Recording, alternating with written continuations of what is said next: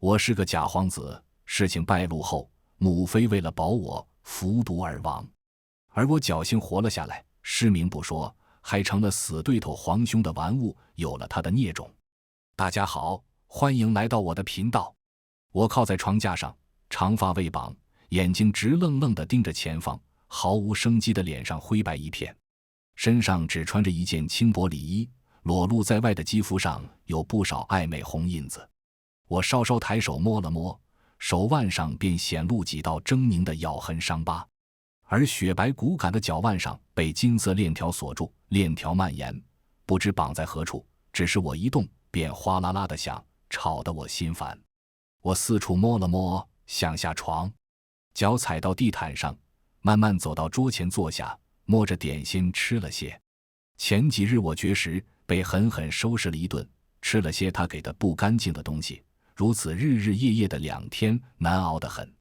我真是怕了，现在齐恒父出去上朝，我忍了半晌，还是决定先吃一些，总不能这样要死不活吊着命让他玩乐。夺嫡争储本就你死我活，在身份没暴露之前，我是金枝玉叶的九皇子，刚籍贯，受万千宠爱。身份暴露之后，我还没能接受自己是个假皇子，极受宠爱的母妃便当着父皇的面，一杯毒酒下肚，祈求留我一命。她不算个好母亲，为了往上爬不择手段，可养我10余载，自是疼爱不已。我失魂落魄地被打入诏狱，受了一番严刑拷打，伤了脑袋，使得眼睛看不见了。天堂地狱不过一瞬之间，舅舅一家也落了罪。好在当年不过是为了争宠偷换的子女，父皇和母妃自小身体羸弱的亲女儿一直养在国公府，父皇这才网开一面，外公一家直贬官降职，外放北地，也是极好。而我这个冒牌货，父皇不想再见。我自小长得好，极受宠爱，性子也清清冷冷的高不可攀，如今众星捧月的人掉入泥泞，以往攀龙附凤的人便恨不得踩碎我的脊骨。以大皇兄为首的几个权贵之子不知弄了什么药丸，企图玩弄羞辱我。那晚我被关在香得闷人的房间里，耳边都是下流狭隘的污言碎语，好几个人扯我衣衫，按我手脚，只是还没能做什么，便有黑衣人强行闯入，将我带走。那晚我吃了不干净的东西，行为极为放浪，男人眉头轻蹙，披风完全将我包裹，纵马前行，披风下的我没了礼义廉耻，和他贴在一起，只觉得浑身湿软无力，哼叫出声。男人低头在我耳边道：“九弟这般梦浪，真是叫本王好生难耐，真骚。”我一下咬住唇瓣，不让自己出声。眼睛虽瞧不见，可我对他的声音和身上清淡的木质香极为熟悉。方才在房间里，他将我抱起来时冷笑了一声，我便听出是他，皇城最不受宠的五皇子齐恒父。我带着哭腔求他：“你杀了我吧！”风声鹤唳，马蹄惊声。这句话他没有回，不知是不是没听到。到了安全之地，他抱着衣衫凌乱的我进了房。那晚我崩溃狼狈，向他摊开，任由摆弄，大口大口喘着气，最后放下尊严，伸手抱他，细声细气地求饶：“齐恒父。”他高大威猛，将我困在怀里，动弹不得。下雨了，闪电划过天边，雷声剧烈异响。呼吸间，男人鼓胀的胸膛剧烈起伏，热汗滚落到我光洁的脊背上，烫得我绷紧了身。他锋利的眉用力一拧，狠狠拍了我一巴掌，沙哑的警告：“放松。”啪的一声响，齐恒父眸子危险的一眯，许是觉得好听，又抬手扇了我几下。我的脸埋在下方的被褥里，一颤一颤的，眼泪无声无息地打湿了一片。从今往后，我再也不是尊贵的九皇子，也没娘疼了。我双目无神，吃着点心，另一只手揉了一下肚子。最近肚子有些难受，我没和齐恒父说。那日虽是我被陷害才那般放浪，可他毫不犹豫将我按在身下，肆意羞辱，说的那些混账话，如今我想起来都气。我与他自是不和，当日我是皇上和贵妃娘娘极其疼爱的小儿子，而她不过是冷宫里一名分都没有的宫女所出，地位天差地别。何况我母亲野心大，图谋的是太后之位，我与其同样狼子野心之人，自然不相往来，暗地里拼个你死我活。可现下地位颠倒，我成了他豢养的玩物，一个眼瞎的废物，连自我了结都不成。前段时间我总忍不住咬破手腕，被他卸了手，嘴巴被堵住，津液从嘴角一直流到脖子下。我虽看不见自己的狼狈，可自尊心受挫，知晓我这模样必然难看至极。齐恒富将我双手绑住吊了起来，教训着我，语气凌厉地吼道：还找死吗？我问你还找死吗？我眼泪直泪，呜呜咽咽说不出话。被松开的时候，我整个人被汗水打湿，躺在地毯上一动不动。半晌，我哑声道：今日你不杀我，来日我便杀你。我嘴巴疼，脸也木木的，说话声音小，听不出震慑力。男人衣衫半解，裸露的胸膛宽厚结实，他居高临下的瞧着地上默默流泪的人，冷哼一声：如今你这要死不活的模样，想杀我简直天方夜谭。齐之安，你这辈子都只能躺在我的身下，任由我肆意摆弄。这已是你最好的去处，无名无分，只有本王垂爱你，至于其他，想都别想，本王有的是手段吊着你的命。我气得发抖，脸都涨红了。滚！我嘶哑地喊，滚！变态，疯子！齐恒富冷笑，弯腰将我抱起来，扔到床上去，捏住我的脸，当然是变态了，九弟！我下意识脱口而言，你是我皇帝。说完我一怔，这话莫过于自取其辱，我不过是个冒牌货，与他毫无关系。原本以为他会借机羞辱我一番，可其恒富不以为然地道：是又如何？皇帝！脱口而出的一句话，可见他厌我恨我都到了这种地步。哪怕我还是皇帝亲子，我败了，他也会如此对待我，赤裸裸的羞辱和泄愤。如今寄人篱下，连眼睛都看不见，我气得脸红脖子粗，也没法反抗，只能任由他冷嘲热讽。可到了今日，我竟然还习惯了。只要我不突然闹脾气寻短见，齐恒富倒也没有刻意折腾我。想到这些，我恨得牙痒痒。门外响起脚步声，我扭头看过去，紧接着传来家奴的声音：王爷，贵人方才歇下了。男人淡漠地应了一声，推门而入。听到他的声音，我心里一慌，站起来后摸索着要回到床上去，走得有些急，撞到了椅子和小桌，发出了摩擦的滋啦声。齐恒富走进来，就看到我这慌乱的一幕，但我什么都看不见，两只手下意识往前伸，以防再撞到什么。从容不迫的脚步声走来，听起来不疾不徐，却几步之后便握住了我的手腕，我用力一甩：别碰我！齐恒富脸色一沉，将我用力一拽，扯进怀中：凶什么？找死啊！我看不见他，很没有安全感，无神的双眸进了水光，嗓音嘶哑：有本事就杀了我！齐恒富冷笑，拖着我往里走：都想死了，还有什么不能接受的？安心当本王的人，赏你吃的喝的。这语气像我是什么阿猫阿狗一般。我踉踉跄跄跟上，寒声道：做梦！齐恒富不客气地将我甩到床上，一个弃子，一个冒牌货，无权无势，整日浑浑噩噩，要死不活。做梦！到底谁在做梦？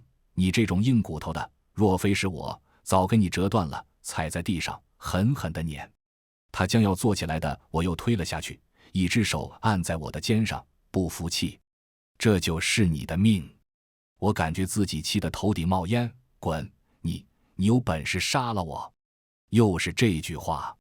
齐恒复脸一沉，站直后慢条斯理地解开玉扣，扔到一旁，没有搭理我。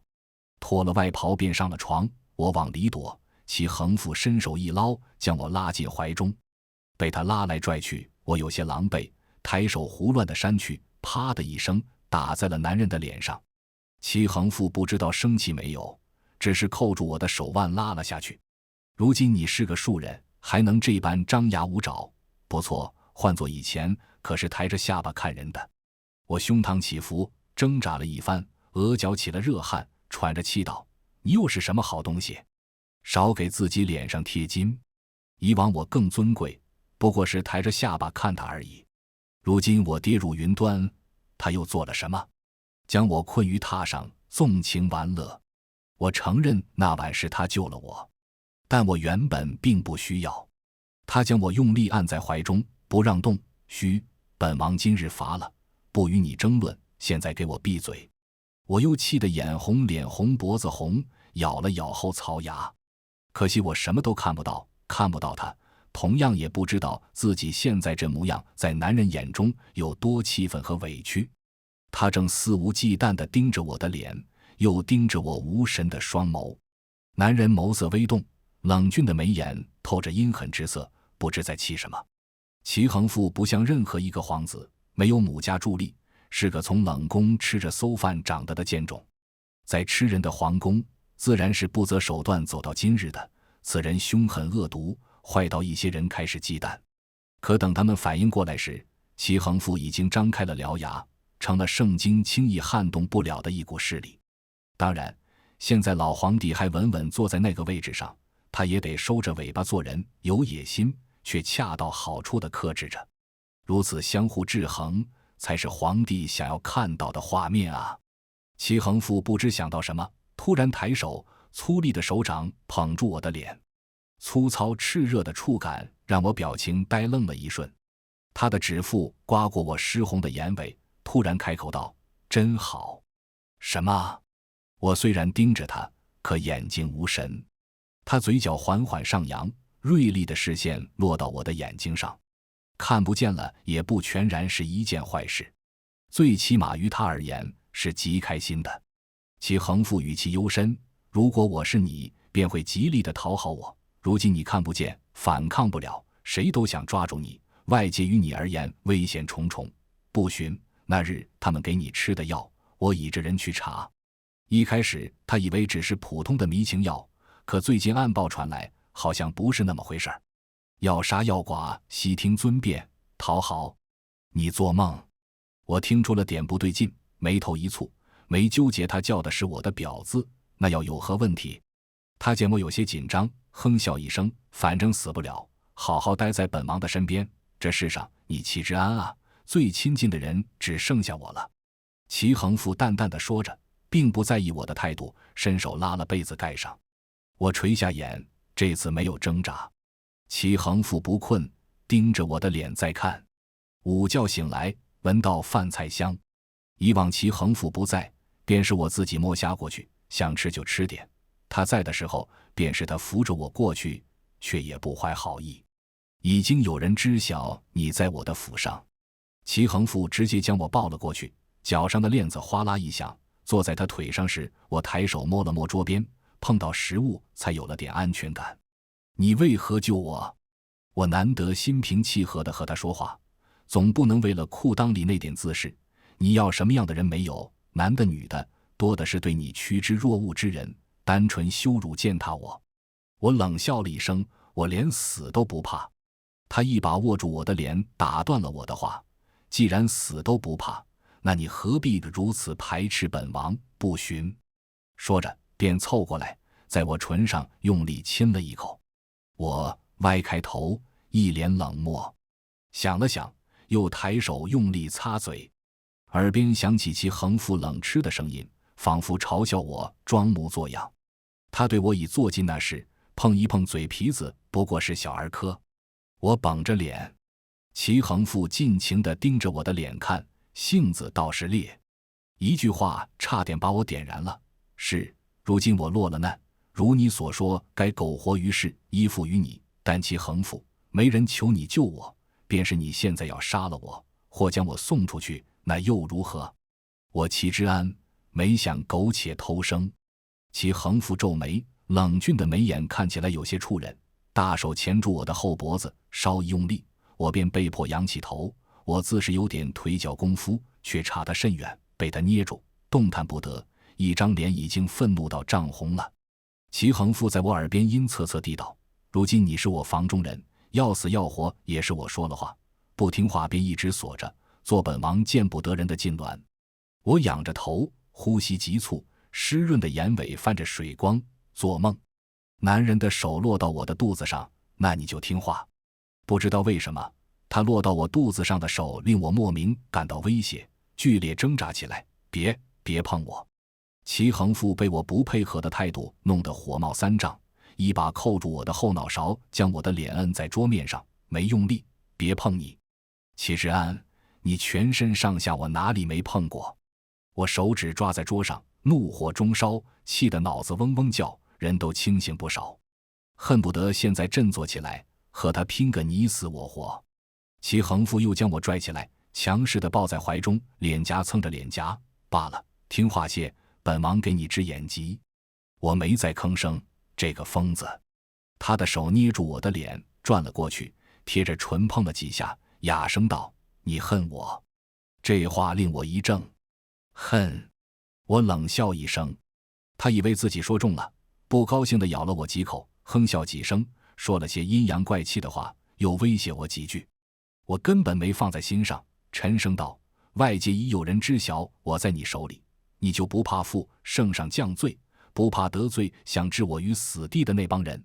齐恒父目露嘲讽：“他们小瞧了你，如今你在我这里，你以为他们是忌惮你才想方设法要将找出来？不，他们是忌惮本王，忌惮你手里可能还有的筹码会交付到本王手中。”我沉默不语。如今我不过是个弃子，原本死不足惜，龙椅上那位留我一条命，已是看在已故的贵妃面上，或许也有点微末的父子情谊。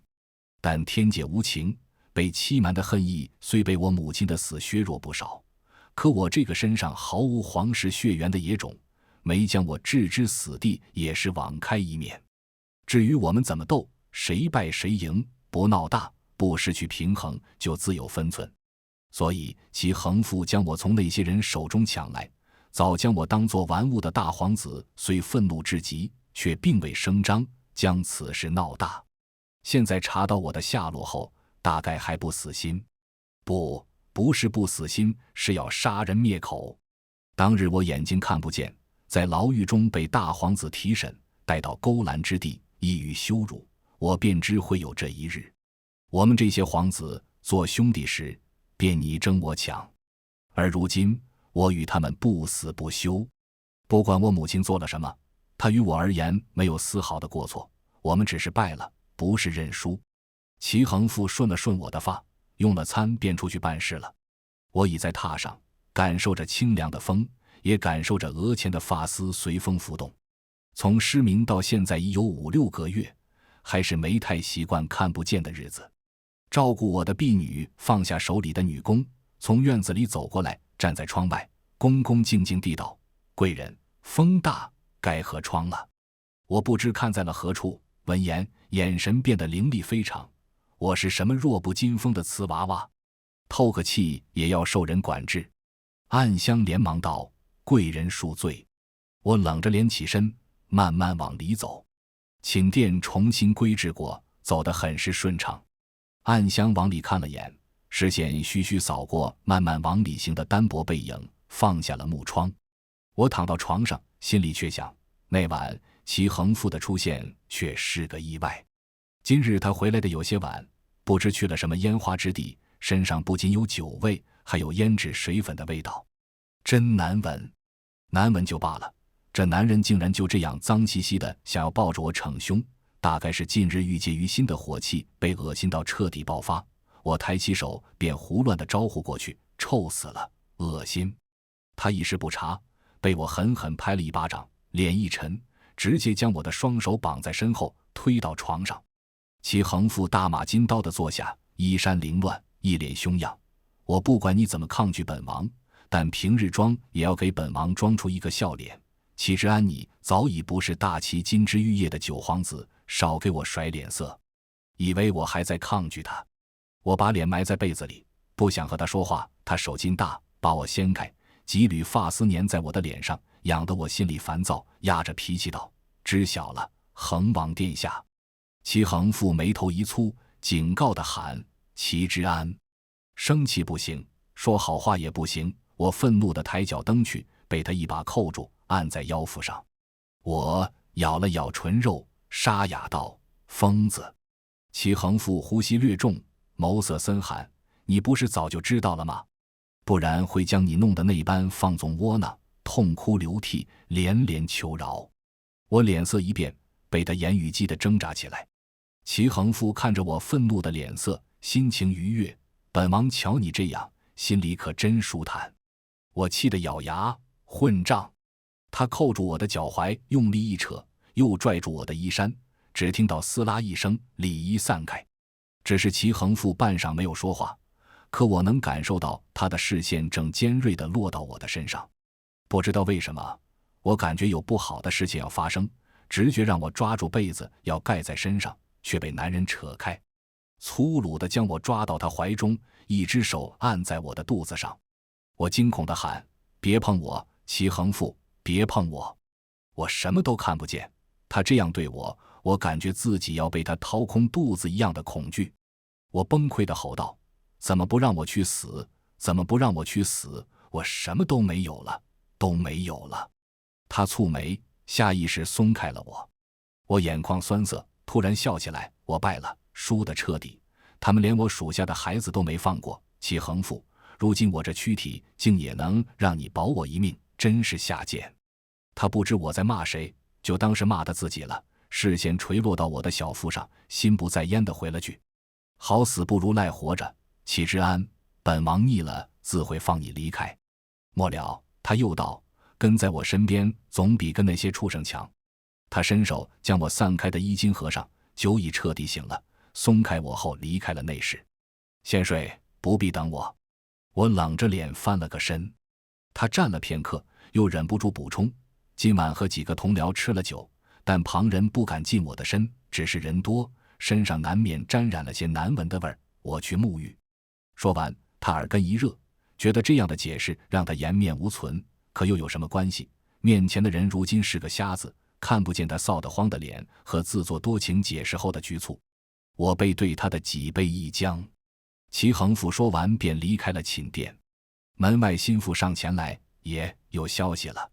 齐恒富一脸森寒冷意，抓住独孤递过来的密信。独孤跟在主子爷身边往书房方向去，他脸上有一道从眉弓斜向颧骨的刀疤，眼神凶厉。爷，大皇子那边看来是不找到贵人不罢休。齐恒富目露讥讽，冷嗤一声，浑然厚重的气场令独孤不敢再言语。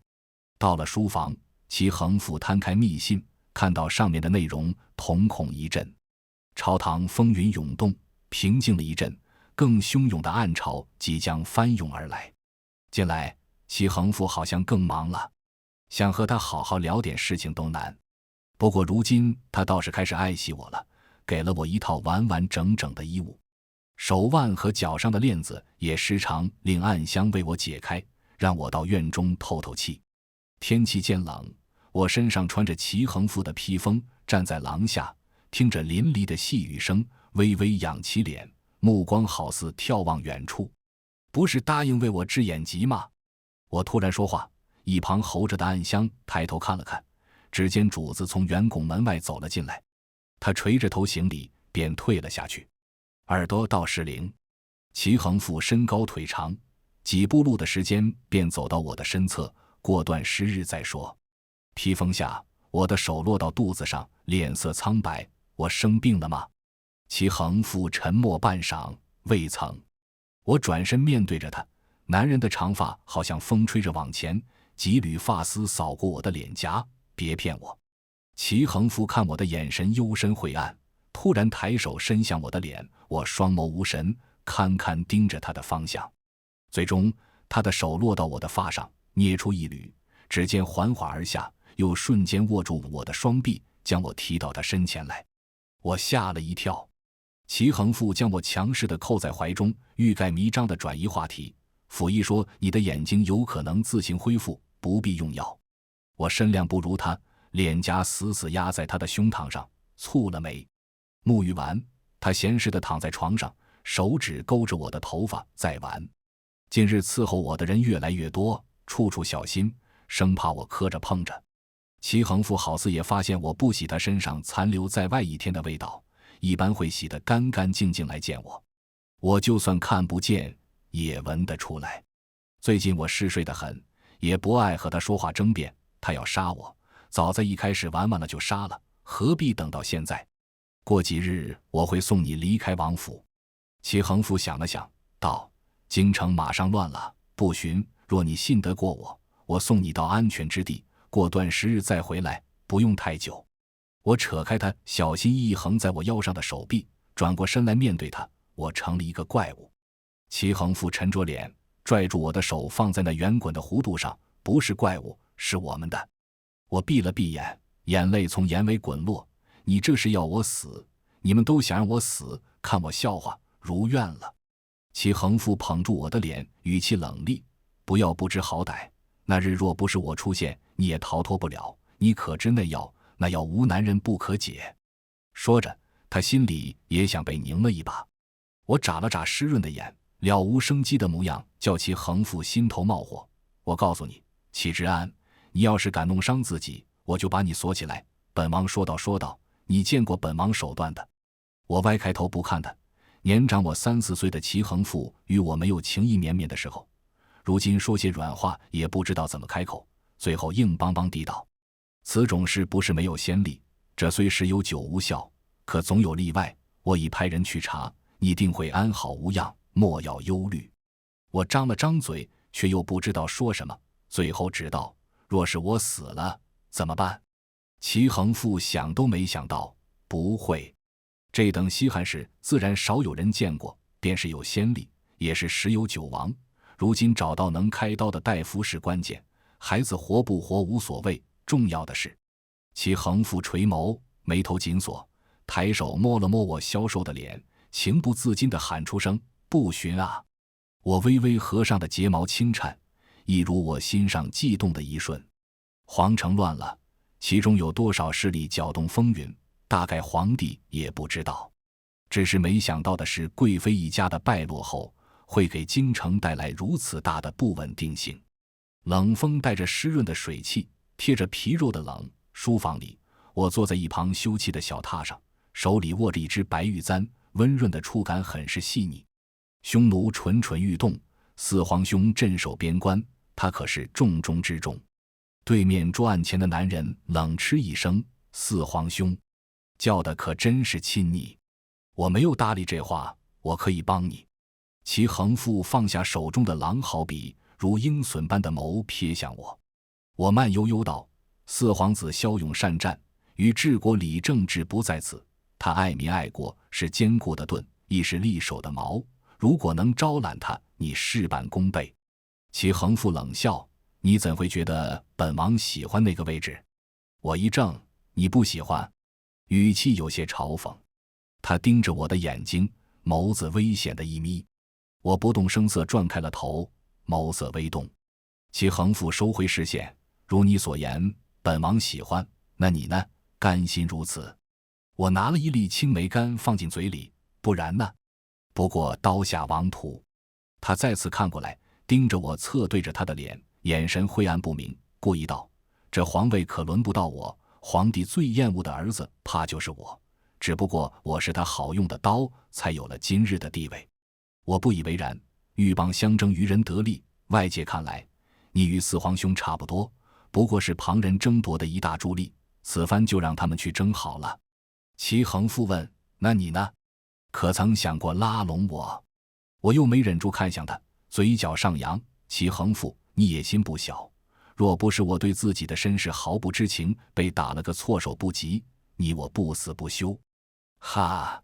齐恒富笑了一声：齐之安啊，齐之安，落到今日这个田地，你如何甘心？我蹙眉，不解他这话是何意？难不成他以为我还要东山再起？这不可能，我连罪臣之身都洗不脱，还想当乱臣贼子？除非大齐皇室将倾，但这更不可能。男人瞧我的眼神又冷又不满，他没想过不死不休。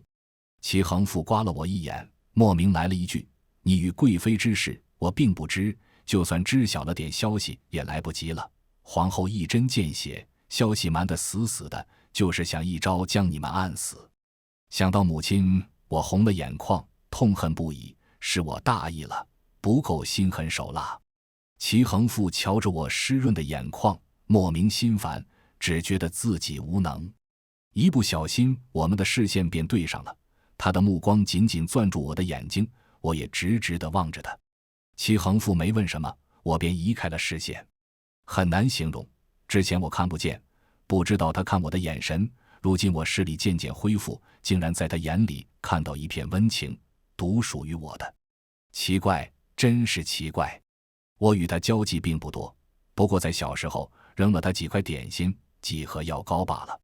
长大后，我们明面上虚与委蛇，关系很一般。私底下我没那么温良，虽没主动害人，却也步步为营。可现在，他对我竟睡出了感情，可笑！我起身离开，刚走出门，便听到身后有脚步声跟上来。一件披风落到我的肩头，他将我揽在怀中，风大了。我抬眸看他，恒王，莫要失了分寸，我们之间不该有更多的羁绊，倒不同步相为谋。其恒富语气不好地道：你这性子从来高高在上，从不低头迎合，那晚我不到，你会如何？我看着前面的廊道，没有隐瞒拖延时间，只要我还剩一口气。齐恒富太阳穴青筋暴起，阴狠地道：放心，那些人一个也跑不掉。当晚房中一共6人，有已娶妻有子的纨绔，也有以往我和交好的友人。半年过去，这帮人里已有2人出了意外。我没说话，拖延时间不假，但我的人不过晚了齐恒富一步而已。我前段时间痛苦颓废不假，但终究要死不活地走了出来。京城大乱，不少官员的家属闭门不出，护卫巡逻，人人自危。齐恒富派了不少人守着我，也不知是担心我的安危，还是害怕我逃走。今日血雨腥风，齐恒富叮嘱我在家等他，便一去不回。未时，门外响起一片混乱的脚步声，暗香握着一把剑推门而入，单膝下跪：主子请归。他是我在恒王府安插的暗桩，从未联系过，所以并未被其恒富察觉。我长发半束，发间插着一只白玉簪，身上穿的还算宽松，系好披风，看不出肚子的异常。抬手拿起我的斩月剑，走。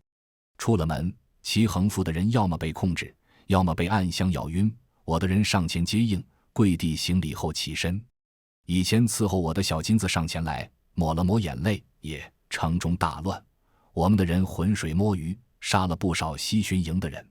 西巡营归国舅爷管，也就是皇后的娘家。我脸色冷硬，战王可回来了。4皇子已在城外，约莫1刻钟能到。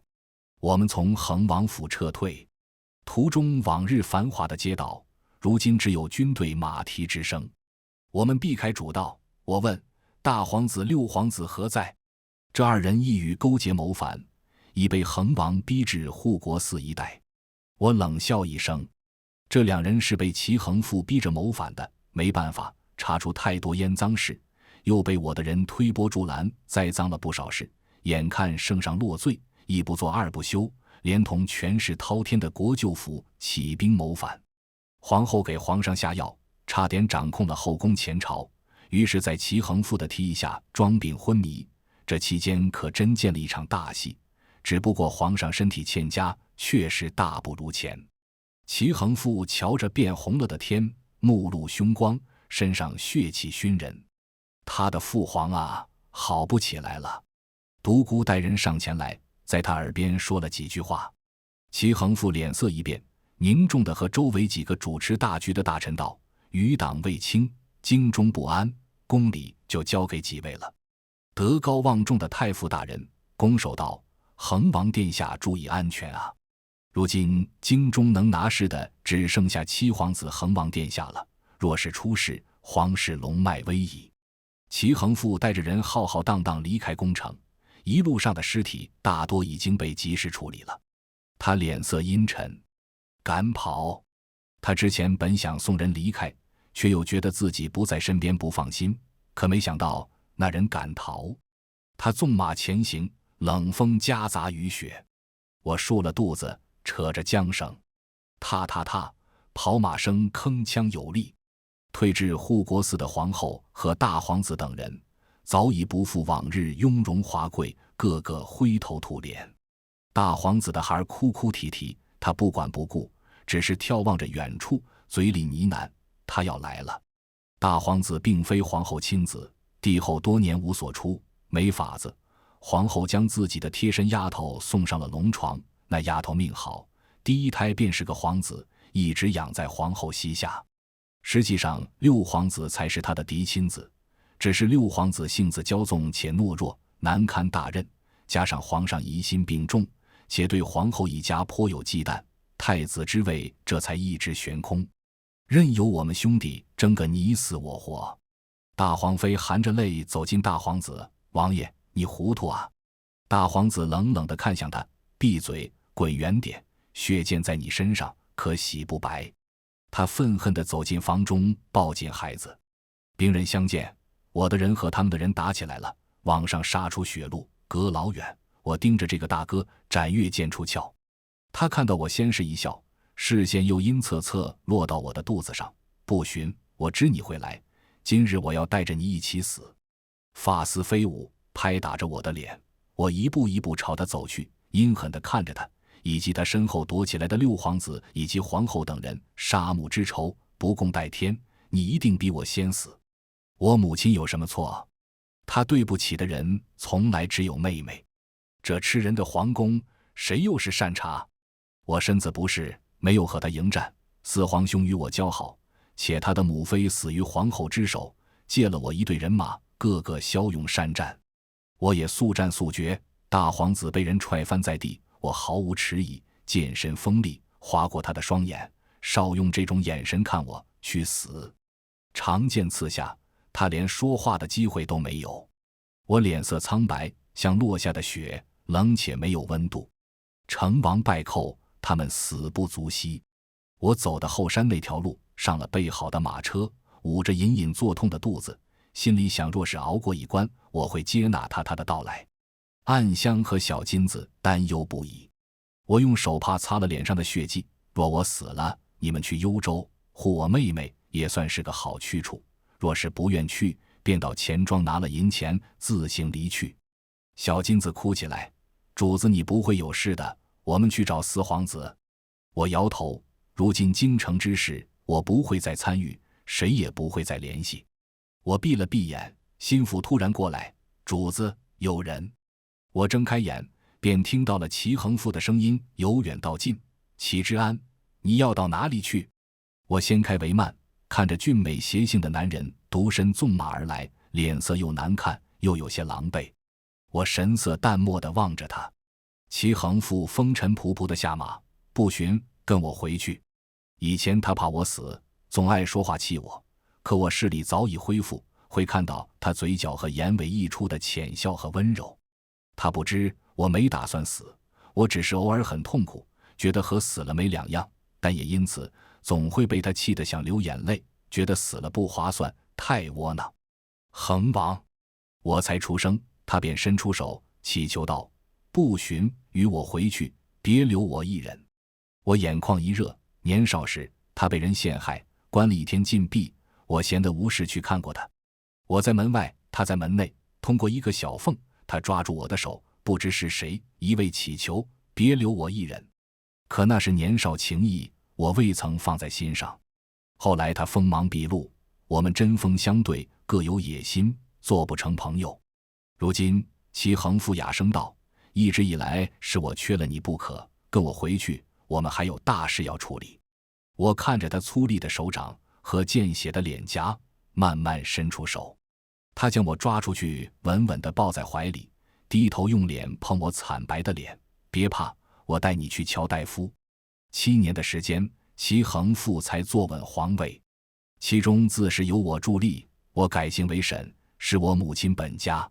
外公他们很好，到底是氏族留下的人脉和资源全部倾注于我。齐桓父是个好皇帝，太子才7岁，就一副小大人的模样。当日齐桓父找到了不少有经验的人候着，所以我与孩子皆安然无恙。我教导孩子仪式上颇为严厉，齐桓父从不插手，就怕不小心连累了自己。晚上睡觉的时候，他压着我道：“太傅皇后脾气好大。”太傅皇后，真好不正经的称呼。我咬了咬唇，别折磨人。齐桓父将我抱起来，语气很重地道：“好。”一日，他要上早朝，醒来后亲了亲我的眼尾，继续睡。我软绵绵嗯了一声。我是太傅，位高权重，不过如今在东宫教导太子，不去早朝已可。可还没睡够，便听到脆生生的声音传来：“爹爹！”全文完，感谢您的观看，每天上新精彩小说，喜欢就订阅吧。